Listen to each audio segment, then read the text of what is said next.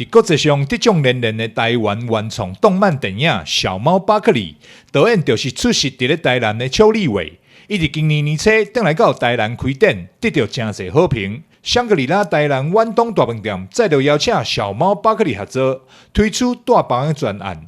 吸引不少亚美消费者敲门。那现在其实很多饭店都有走类似像联名的部分，那现在香格里拉也有做这种就是新的一种组合，对，那再加上你来住房就还有送冰淇淋的部分，我觉得还蛮优惠蛮划算的。小猫巴克利的话，就是因为跟台南的在地文化结合，我觉得这个是小朋友来的时候会觉得很新奇的东西，因为他们可能没有看过，然后又有送这个毛巾，很可爱，可以带回家。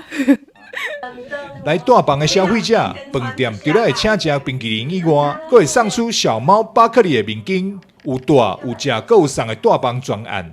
现在只要用29节超级优惠，就当享受到。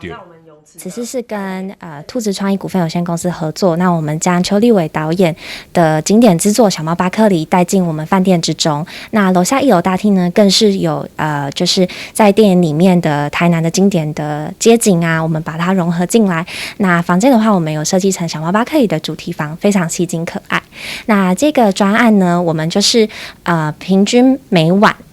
一般的房型15坪的尊荣客房，那2位入住呢，可以再加2位12岁以下的小朋友是免费入住的。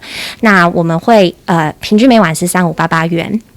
那另外加价999呢，就可以升等到小猫巴克利的主题房型。随着疫情降温，大家当出来活动，真侪家庭拢开始规划度假的行程。饭店业者顺势推出超优惠主题大房专案，要来率先抢占防疫降级后的旅游人客。